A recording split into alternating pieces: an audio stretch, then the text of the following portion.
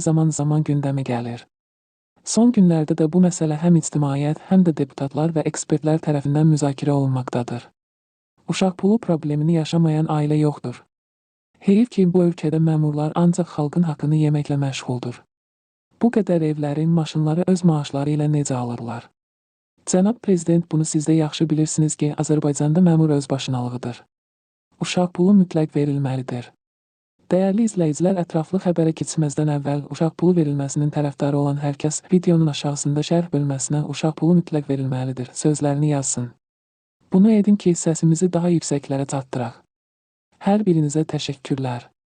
Deməli belə, ölkədə vəziyyət çox acınacaqlıdır. Ailələr hər biri uşaqların böyüdülmüş üçün çəkdikləri xərci qarşılaya bilmədiklərindən şikayət edirlər. Ölkədə iş yoxdur, qazanc yoxdur, maaş azdır, pensiya azdır, sosial yardım verilmir, uşaq pulu verilmir. Bəs bu xalq necə dolansın? Azərbaycanda uşaq pulu Sovet dövründən etibarən 2006-cı ilədək verilib. 2006-cı ildən sonra məbləğ çox az olduğundan uşaq pulunun verilməsi dayandırılıb. Həmin dövrdə bu qərar uşaqlar üçün verilən pulun məbləğinin az olması ilə əsaslandırılıb və dövlətin ünvanlı sosial yardıma üstünlük verdiyi açıqlanıb. Deputat bildirib ki, Azərbaycanda uşaq pulu ləğv olunsa da, uşaqlarla bağlı olan müxtəlif təyinatlı müavinətlər hələ də verilməkdədir. Dövlət sosial proqramlar vasitəsilə uşaqların sosial müdafiəsini təmin edir. Bugün vətəndaşlara 20-yə yaxın sosial müavinət verilir. Bunlardan 9 bu uşaqların sosial müdafiəsi ilə bağlıdır. Hazırda sağlamlıq imkanları məhdud 18 yaşadək uşaqlar ölkənin suverenliyi, ərazi bütövlüyü uğrunda həlak olanların və müharibə əlillərinin uşaqları aylıq sosial müavinətlə təmin edilirlər. Bura habelə çoxuşaqlı anaların, 5-dən çox müddətli həqiqi hərbi xidmət qulluqçularının uşaqları və valideyn himayəsindən məhrum olmuş uşaqlar daxildir. Üstəlik, az təminatlı, ünvanlı dövlət sosial yardımı alan ailələrin 1 yaşadək uşaqlarına aylıq sosial müavinət, yeni doğulan uşaqlara görə isə birdəfəlik müavinət ödənilir. Bugün ancaq ən həssas kateqoriyadan olan 600 minə qədər uşağa müxtəlif müavinətlərin ödənildiyini deyən Tamam Cəfərova qeyd edib ki, Azərbaycan hökuməti çoxuşaqlı ailələri diqqətdən kənarda saxlamır. Uşaq pulu ləğv olunandan sonra hökumət ünvanlı sosial yardım sisteminə keçib. Azərbaycanda xeyli ailə ünvanlı sosial yardım alır. Bu yardımdan faydalanan ailələrin əksəriyyəti çoxuşaqlıdır. Ünvanlı sosial yardım həm də çoxuşaqlı ailələr üçün nəzərdə tutulub. Çoxuşaqlı ailələr həm də az təminatlı ailə hesab olunur. Uşaq pulu müavinətinə yalnız ünvanlılıq prinsipi əsasında qayıda bilərik, yəni yalnız ehtiyacı olan ailələrin uşaqlarına uşaq pulu verilə bilər. Hesablamalara görə il ərzində uşaq pulunu ödəməyə təqribən 2,5 milyard manat vəsait tələb olunur. Bu, az vəsait deyil. Hesab edirəm ki, uşaq pulu ucdan tutma bütün ailələrdəki uşaqlara şamil olunmalı deyil. Uşaq pullarının hesablanmasına gəlincə, bu istiqamətdə Azərbaycanda tətbiq ediləcək model ailənin gəlirlərinə və uşaqların sayına bağlı olmalıdır. Təbii ki, uşaqların sayı ilə əlaqələndirilməlidir. Gəlirləri az olan ailələrdə adətən uşaqların sayı çox olur. Odur ki, Azərbaycanda adam başına verilən ödənişlər uşaqların sayı ilə əlaqələndirilməklə yanaşı, yaşına uyğun olaraq hesablanmalıdır. Hesab edirəm ki, bu ailənin gəlirlərinə və onun təminatına, ehtiyaclarına bağlı olan bir məsələdir. Uşaqlara ödənilmiş məbləğə gəldikdə isə bu məbləğ ailədə uşaqların yaşı ilə əlaqəli ola bilər. Bir çox ölkələrdə 6-10 yaşlı uşaqlara nisbətən çox məbləğ, 10 yaşından yuxarı olan uşaqlara isə daha çox məbləğ ödənilir. Bunun üçün həmişə imkan və lazımi maliyyə ehtiyatı da mövcuddur. Son illərdə büdcədəki profisit 5 milyard manat civarındadır.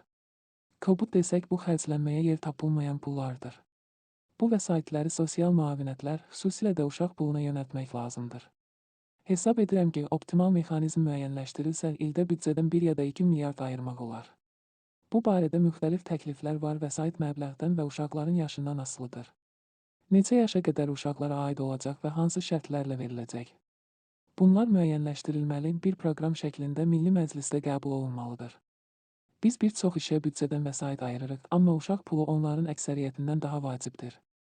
Bir dövlətin əsas vəzifəsi əhalinin sağlamlığını, həyatını və gələcəyini təmin etməkdir.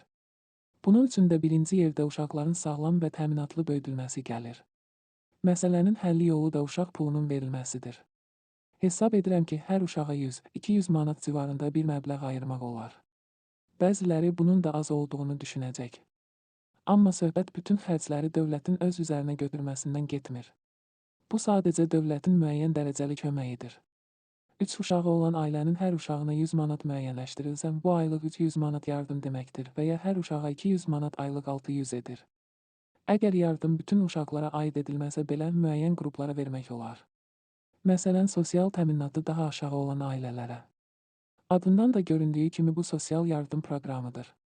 Sosial yardıma ehtiyacı olan ailələrə verilməlidir. Hesab edirəm ki, Azərbaycanda uşaq pullarının məbləğinin müəyyən edilməsində bu praktikadan istifadə etmək olar. Uşaq pulunun bərpası yeni mexanizmlərin hazırlanması və qanunlarda dəyişikliklər edilməsi şəraitində mümkün ola bilər.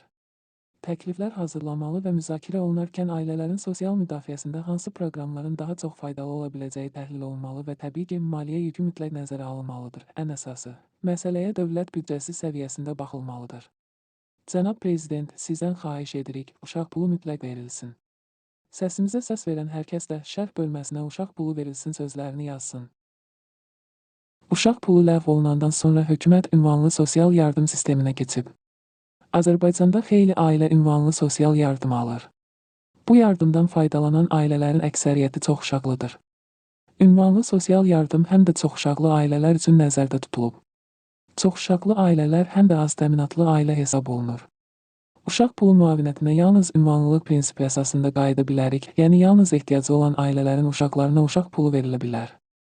Hesablamalara görə il ərzində uşaq pulunu ödəməyə təqribən 2,5 milyard manat vəsait tələb olunur. Bu, az vəsait deyil. Hesab edirəm ki, uşaq pulu ucdan tutma bütün ailələrdəki uşaqlara şamil olunmalı deyil. Uşaq pullarının hesablanmasına gəlincə bu istiqamətdə Azərbaycanda tətbiq ediləcək model ailənin gəlirlərinə və uşaqların sayına bağlı olmalıdır. Təbii ki, uşaqların sayı ilə əlaqələndirilməlidir.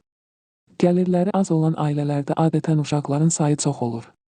Odur ki, Azərbaycanda adam başına verilən ödənişlər uşaqların sayı ilə əlaqələndirilməklə yanaşı yaşına uyğun olaraq hesablanmalıdır. Hesab edirəm ki, bu ailənin gəlirlərinə və onun təminatına, ehtiyaclarına bağlı olan bir məsələdir. Uşaqlara ödənilmiş məbləğə gəldikdə isə bu məbləğ ailədə uşaqların yaşı ilə əlaqəli ola bilər.